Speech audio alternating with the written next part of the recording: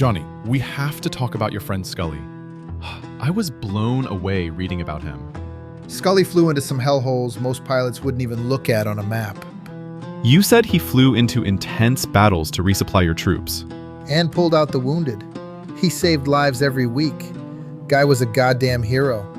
You wrote that after you and Kenny got wounded on Hill 181, he was the only one crazy enough to fly in and get you out. Best pilot I ever saw. But he was also a gambler, a thrill seeker. Fear wasn't wired into that man. And after Vietnam, he flew helicopters for the CIA in the secret war in Laos? He sure did. Those missions were brutal. They called the birds he flew Jolly Green Giants. Combat, rescue, recon. Scully flew straight into areas where nobody came back. And remember, Timmy Dauber and Sanchez were force recon. Joint ops between Marines and CIA teams. Cross-border raids in Cambodia and Laos. Timmy saw real shit over there. Hard fights. Fights that changed him. So Scully comes home and starts flying drugs across the Gulf from Colombia. Yeah, once you've flown through war zones, the Gulf of Mexico feels like a lake.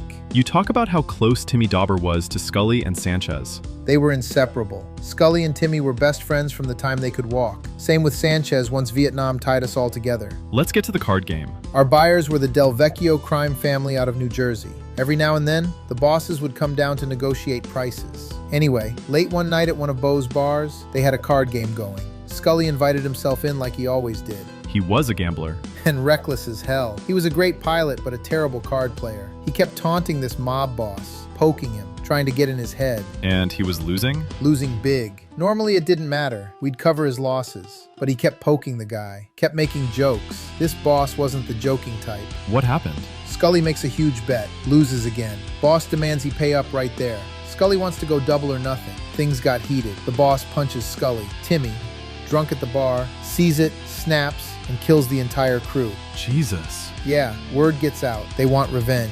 So what happened next? Kenny Gregory steps in, reaches out to the Del Vecchios. The bosses agree to let it go, but some guys in their crew didn't get the memo. This is when Timmy killed himself? As I said before, Beau killed Timmy and made it look like a suicide. Kenny hid Scully at his marina, Widow's Walk. Sanchez stayed with him. Then that rogue crew sent a hit squad. There was a shootout. Scully's little daughter was there with Kenny's son, Alex. My God. They tried to grab Eileen. Alex, little Alex Gregory, grabbed a gun and killed one of them. Scully saw what almost happened to his daughter. That's when I convinced him to fake his death. And Pastor Bubbs and Millie raised Eileen. They did. She grew up believing her father died a hero. But years later, you decide to get your money out of the Swiss bank account, and Scully comes with you. That's true, but he also reunited with his daughter, and that didn't go well. She thought he was dead. For most of her life.